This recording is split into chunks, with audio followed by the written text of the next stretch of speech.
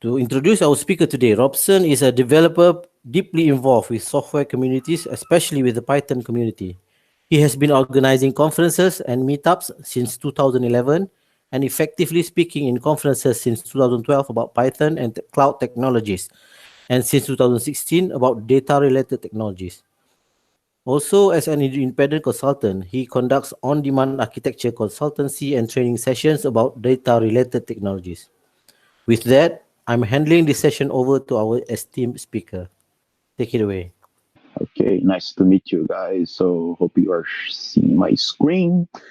Oh, nice to meet you. My name is Robson, and it's a pleasure to talk to you today. Is first of all, good evening for you that's attending the PyCon Apache 2012. It's a pleasure to me to talk to you. So it's my first time here, and I'm very excited to share some knowledge with you. A brief introduction about what's an NumPy and Arrow, where's the Python matters, and a brief live code. As as every live code, it might be a problem, then you can try to solve it together, right? I will do like a quick introduction. As I told, my name is Robson. Actually, I'm a software engineer at GitHub, working for the issues team. So if you are a heavy user of the GitHub platform, so all the features that handles issues and projects and labels, it's part of my team nowadays. I'm more than 16 years on the road in programming, mainly using Python. I started to learning programming with Python. Of course, along my career, I used different technology, different approaches, but always using Python. It's a pleasure to be part of this community, especially in Brazil when I was deeply involved. Now I'm living in Berlin for more than 4 years. And then I'm a little bit disconnected with the community, but still active as much as I can, right? You can reach me out in any of my social networks, Twitter, LinkedIn, or GitHub. It's BSAO or Bisam. It's my nickname, so feel free to keep in touch. It'll be a pleasure to share the knowledge, to talk to you any other topic that you had about data or career or Python that I can help you or share the knowledge, right? So let's understand the problem. So as a data engineer for more than 6 years, you have a big problem to exchange data. Exchange data is something the data engineer that you are trying to figure out the best way along the time. Even you have different tools, even you have different approaches for that. So each year you have a new tool that try to solve one specific problem. And Apache Arrow try to address one of these problems. That's exchange data between data systems. You can understand data systems system that do different things with data, but they needed to share the results of the data. For example, you have like big data pipelines transforming data from numerous different data sources, including legacy formats and structured data, proprietary data, and they needed to transform this data in a homogeneous format, or at least two kind of formats that you need to work, right? It becomes your data more convenient to clean, to transform, right? To interrupt this data between the systems, right? And it leverages you to separate the roles inside your company. In general, data engineer doesn't don't do any kind of data analysis because they are focused on the transform the data to the operational part of the data. But probably in your company you have like big teams of data analysis for each part of your product, your service. So link those teams might be hard, right? And when you need to create dashboards, even it's real-time dashboards or prepared dashboards or create models for machine learning, or as I told you, to transfer data between data systems, uh, you might have like a common format that permits you to do it in an easy format and easy way. In general, when the people start to talk about it and talk to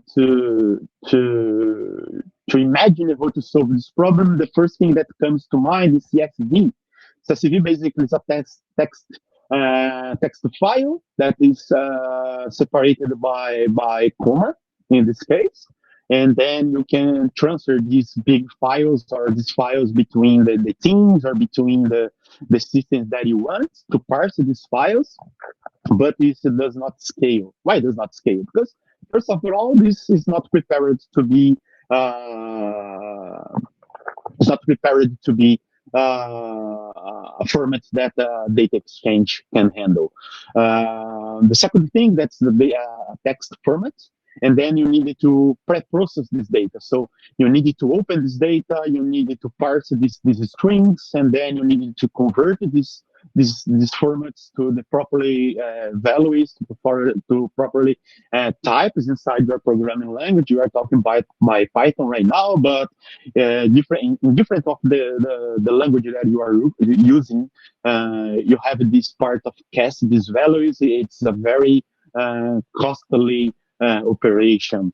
So if you can solve this problem, you reduce the time of the processment, right? So it's because CSV doesn't scale at all, but it's a very common way to solve this problem. But science, as much as data as you can consume from different and other data sources, and then you transform it in the CSV, probably you cannot scale your system anymore, because it'll be basically there's no more way to scale your data, right? So let's talk about how try to solve this problem. So and in general, you try to fix this problem by introduce a new tool inside your architecture, in your data architecture, that can handle it in different ways, like ETL that extract, transform, and load this data into different tools, like in JVM, for example, that you can use Elasticsearch to store this data as a document, or MongoDB, for example, as a document as well. Or you can use Hadoop as a file system, a distributed file system, in order to distribute the big files in a network and try to consume it, but it's don't prevents you to have the overhead on your network, on your deserialization format for CSV, and then you need another component in your tool that is to since to have big files. You need to have like a tool that can parallelize your process. This is very awful sometimes. So you need to choose the best tools for your architecture. Python can handle it using PySpark or Dask. Dask is a framework, is a library in Python that permits you to parallelize Pandas analysis for data science, machine learning, or even to do ETLs if you want. So it's more a generic tool, but it's mostly used for data science and machine learning. Or you can even use like a SQL for select your data. Basically, you get a bunch of data from different data sources, try to clean to clean and insert like in a transactional database or an analytical database and consume it from them. But it's don't prevent you to have like a evolutive architecture, let's say. For example, you get all this data and put side like in a table, and if you needed to refactor this table, you needed to clean this table. Basically, you needed to do one thing named that you call backfill. That's to go to the source, get out the data again, transform this data, clean this data, and insert it inside your SQL database, right? And then you need to access your data after you do the magic or after you do the job to clean your data, to transform your data. You needed to serve this data for the analysts and machine learning engineers of the data sciences. For that, the data sciences, they use Pandas, NumPy, scikit-learning, TensorFlow, R, or even SQL. So there are different tools to address this problem, right? But you needed to have like a common format between those tasks that permits you to solve the problem. But Python addresses these problems. So what I'm here is to try to introduce to you one technique that I found, that I learned, that solved the problem for my previous team, right? The first thing is that you can talk to you is about Parquet files. Parquet files is a common format, so it's a standard format in the data market. That is a columnar format. It's designed to archive data. It's different to transfer data between systems, right? They are designed to compress the space, right? So by default, Parquet files are compressed, so they can reduce the space that you have inside your file system, and they are I/O efficient because when you push you push the data from your file system to your machine that you process it, right? They will be efficient because the files will be small than you expected, so they will perform better, right? But it's an encoded format, so when you gain performance on the side of the to have space to archive the data, sometimes to decode the format, you lost some processing time. It might be a problem as well, right? And they need to be decoded from the end, from the start to the end. It means that even you don't consume the whole data set, the whole data, you need to have like checkpoints, or you need to have like markdowns in the file system that permits you to decode the data from start to the end, right? So it might bring, if your data can be corrupted, you can have problems with that, right? And Parquet file doesn't promote or doesn't provide to you memory data structures. It means that the Parquet files can consume all your space inside your machine. You can work with memory, of course, because of the algorithms that the language that it uses, the platform that it uses, but Parquet itself doesn't provide memory structures that you can get the Parquet files, put as a structure or objects inside the memory of your machine or your service and work like that, right? And depends of the scenario that you choose to use Parquet files can be really costly, right? If you are a data engineer and then you're trying to develop a data architecture that is mainly for archive data, Parquet files definitely it's a good choice for you, like data lakes that you need to store a huge amount of data for a long period. So it's like a cold storage. So Parquet files is well designed for that because it can be retrieved easily and can work easily. But when you need to have a fast and easy process, and you need to find another data format, right? It's because I'm here to introduce in a Narrow. Narrow is a Apache project, right? It's a binary serialization protocol. So you have like a protocol that is open. It's free to be implemented for any other platform like Python implemented, right? And it's working as an array of columnar arrays. It's different from columnar conception from Parquet files because you have like arrays of arrays that contains the same positions, right? And this is a memory, data memory structure that you can work very efficiently using memory in your machine, right? Because probably most of the data analysts push the data sets to your machine, and then they do the analysis in your machine, and then or they deliver the results, or after they finish this analysis algorithm, and they put to run it in another server using Desk, for example. But in a general way, you need to be very fast, very optimal on the processment, right?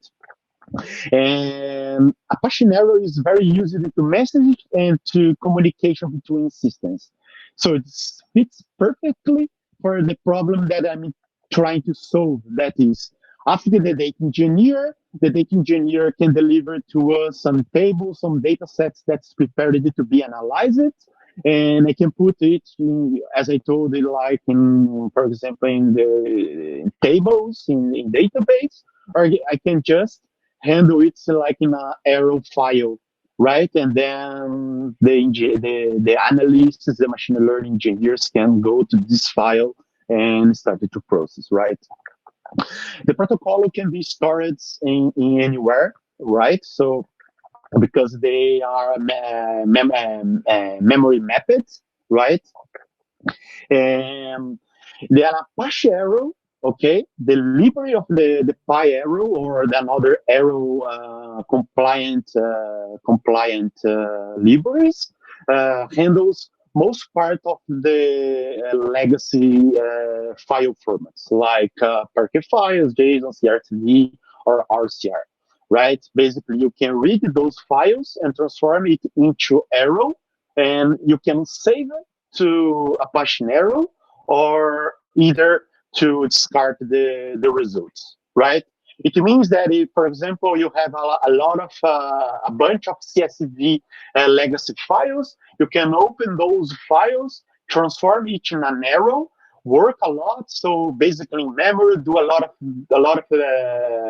magic, and then you can save it as an arrow file, persist this memory as realization format into the disk, into your file system, or you can even discard it. So it's because the Apache Arrow is very useful.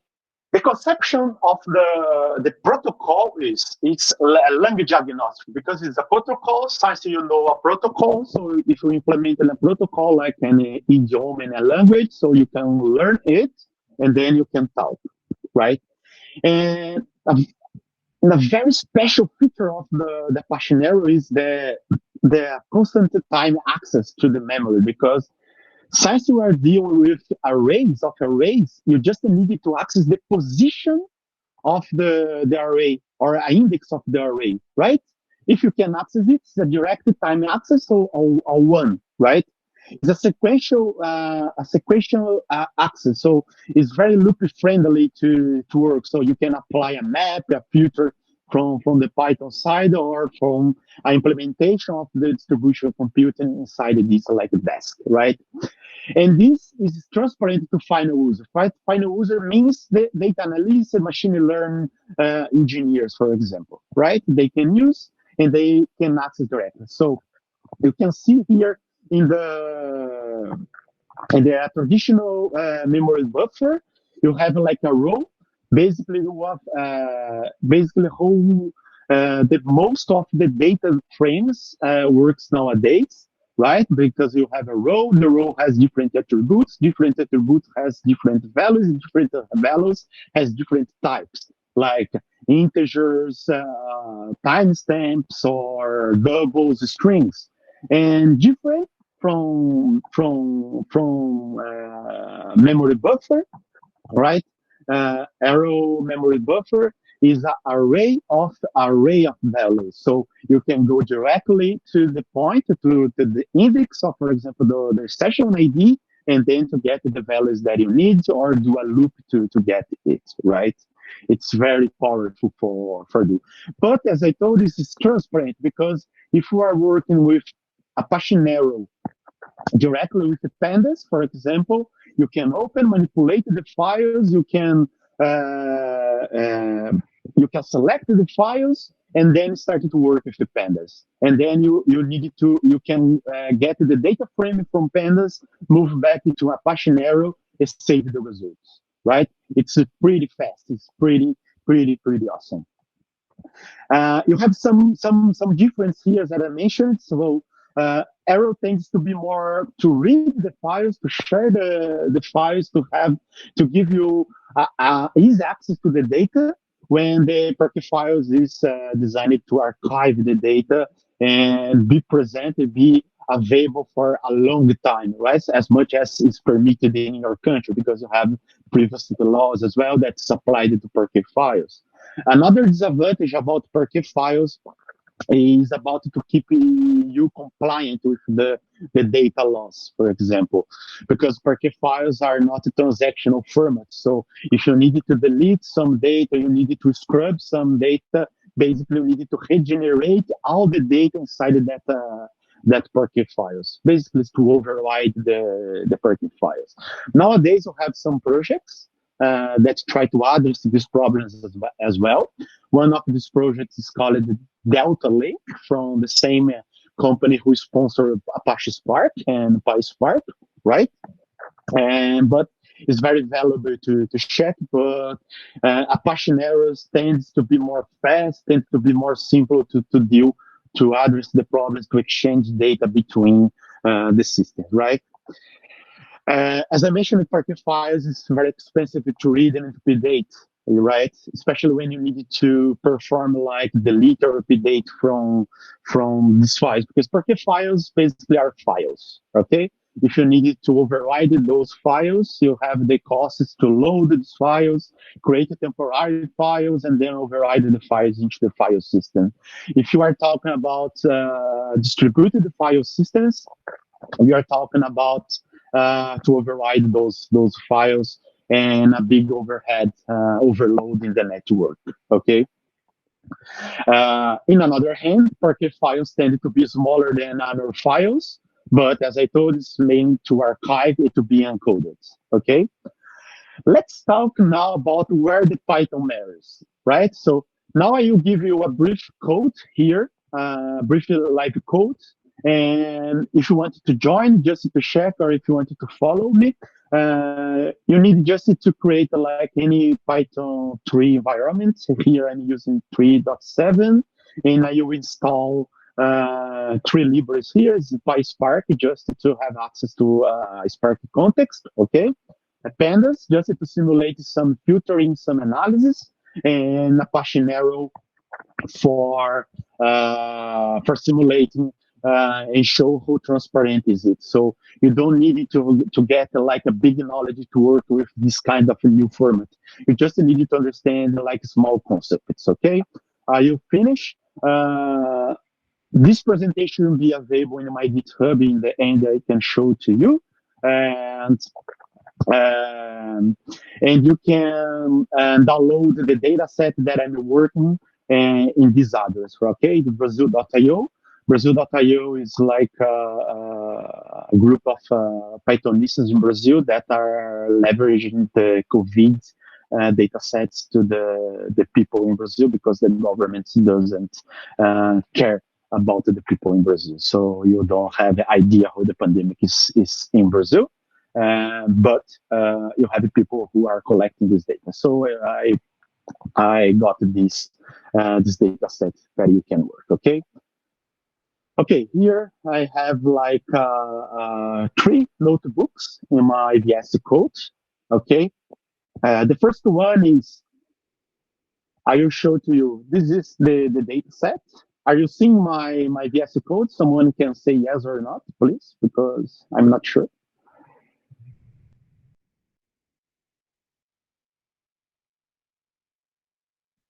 Okay, thanks.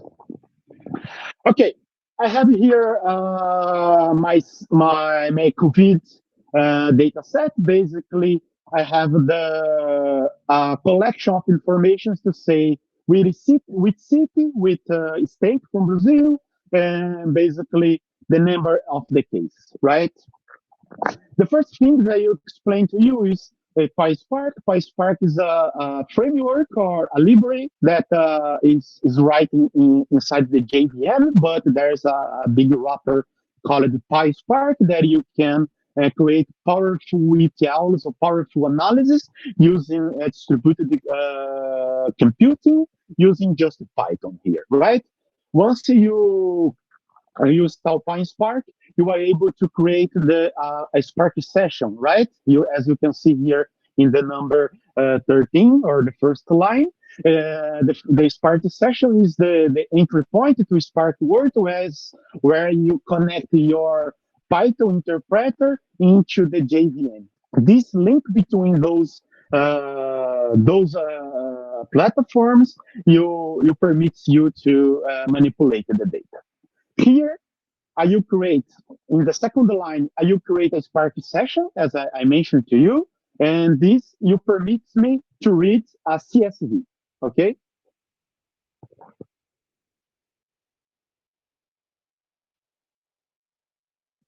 If you play with our data frame, the data frame here is the same.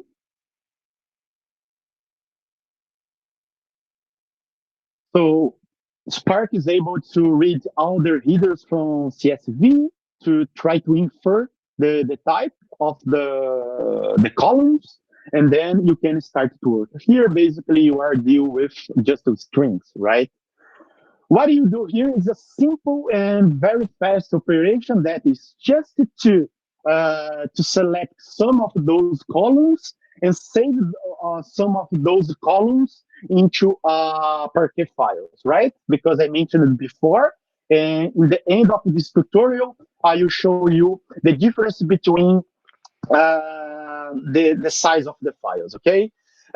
In this line, I will select just the columns that I want. In this case, I'm selecting the date, the epidemiological week, the state, the city, the last available confirmed, confirming the cases by 100,000 inhabitants, right?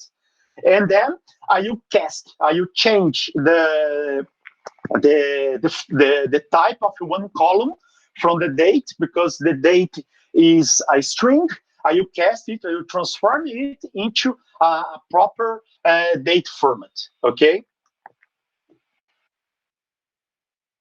And then when you count this table, right, you can see that you have around 71,000 records on this table, okay? If you introduce a new table, schema, you can see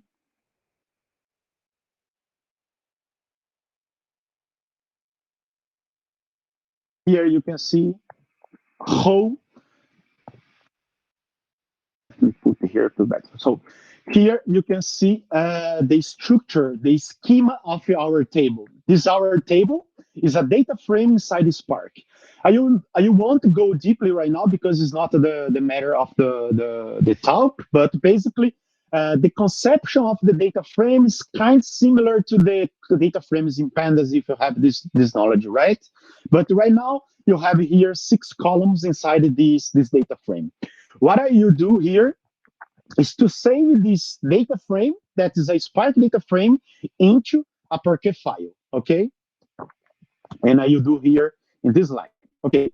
Save it. As you can see, you have now Parquet files wrote inside my disk, right? If you see in my terminal, you can see that this results in a COVID, okay?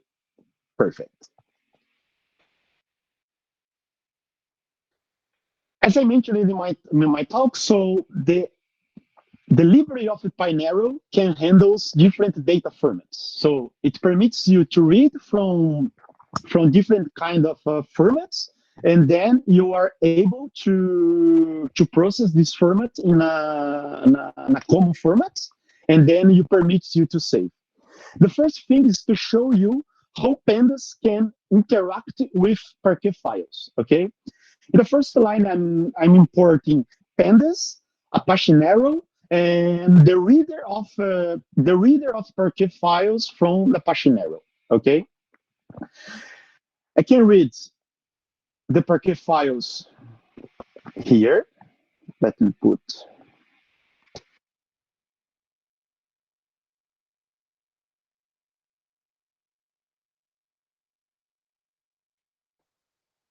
It shows us as a table in Apache Arrow. So I got that Parquet files, right? Now they are in memory in my machine. Then I can start to work. Okay.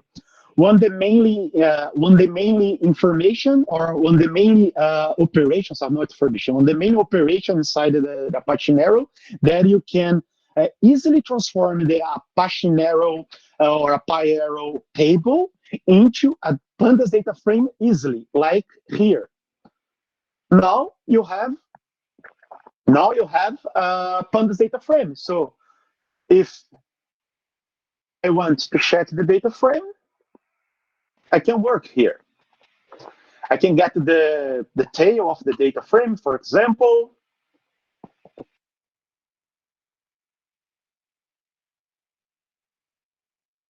Or the begin, right? I can do, for example, a select, a filtering, and then I can get.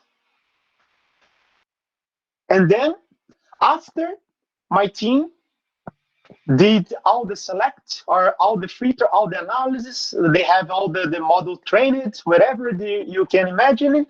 What you can do, basically, you can get all the data frames that you had inside the pandas and transform again this data frame into a table here, as you can see. I separate it into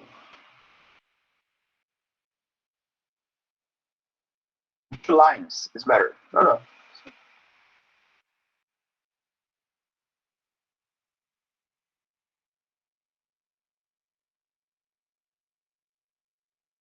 Again, now I have like a table, right? And I wrote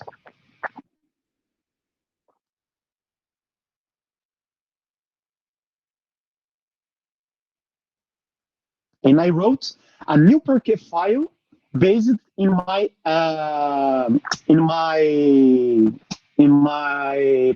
Pinero table, as you can see here. This is the magic of Pinero. So data exchange between those libraries, because you don't need it to matter how to parse it, how to take care about the type of the values, how to cast it, because if you play well with your data engineer team or the people who are managing your data, you just need to consume those data sets, right? I will show you one more deep thing, right? Now is a simple data set. So it's just analysis of the Apache Arrow. Okay, I will do the same imports here in this library. I will open the table that I created, right? If you see, the table is here. It's most important, if you remember, in the first case I showed in Spark that I did a cast to create like a date format, and this date is present here. All the other formats are strings. We still have like 6 columns and almost more than 71K records. You can check the schema, right? So the index, the schema, so how it's linked with your Parquet files. If you want, you can get the same metadata from the Parquet files as well and compare. You clean this one, and if you want to check the results from different Parquet files, you are able to do, right? And the most important, if you want to write down a arrow file, okay, this is the magic. So if you want to transfer, if you want to get that analysis Instead, you send it to your colleague in Parquet files or text format. You can write down as a narrow file, as you can see here, right? And then you just need to close the table. Now you have like a narrow file that's permitting you to or insert into a distributed file system, or if it's small, you can send over another way to your colleague, to your team. It's very awesome. If you go to the terminal, you can check, as I mentioned to you, ls away, right here. Those three lines. If you see the CSV file, they are quite big, right? If you see the arrow file, they are half size of the CSV file. But remember that the arrow file was designed to be readable, fast, right? And the Parquet file is quite small. But remember that the Parquet file was designed to be to archive data, and it's very costly to read. Understand? This is the difference between those files. For each component that you introduce into your architecture, you need to understand the slightly difference between them, right? Most of the data engineers prefer to use Parquet files. Data engineers tends to work with a huge amount of data, to archive data and serve small data sets, or of course, subsets of huge amount of data sets, right? Of those huge amount of data sets, okay? But in another hand, you needed to work in the part with your partners in data analyst teams, data science teams, and then you needed to find a way for that. I'm moving back to presentation just to finish. As I explained before here, how to read, how to access, how to read. I will move. And one thing that I want to emphasize is that the Pinero can work with distributed file systems, especially any distributed file system based in Hadoop, basically any cloud distributed file system.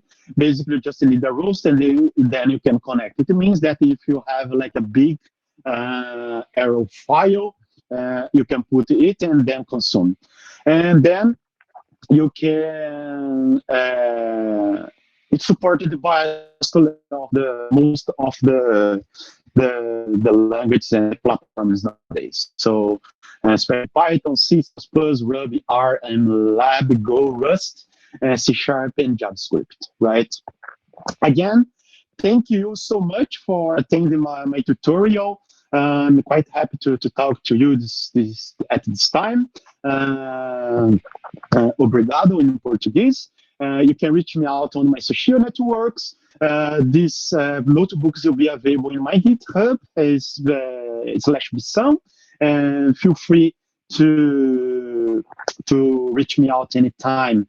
We got a question here, so if any scenario where you would want to use Arrow API directly, instead use Pandas and PySpark, yes, you can create and fill the tables or data sets inside the Apache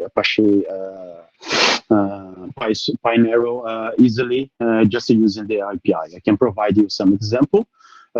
Even it's not a common scenario for that, yes, perfectly, you can use it perfectly.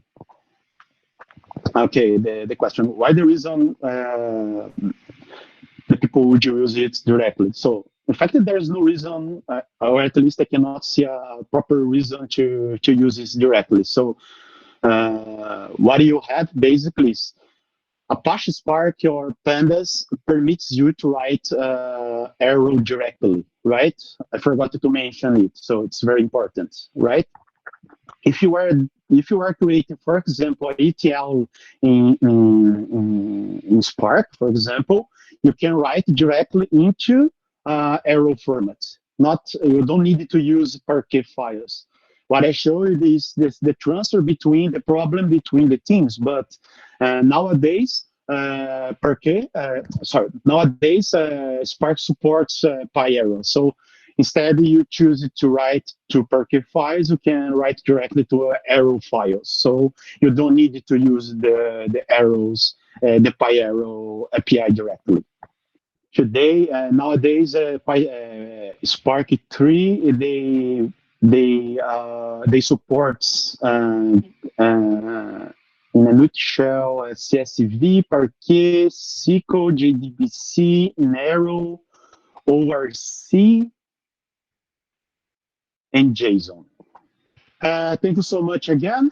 And again, if you wanted to reach out, any feedback is really appreciated. So you can send me your feedback over my social networks as well. So I appreciate so much. Have a nice evening there, and a great week tomorrow, a great day tomorrow for the last day of the PyCon. Thank you so much. Bye bye.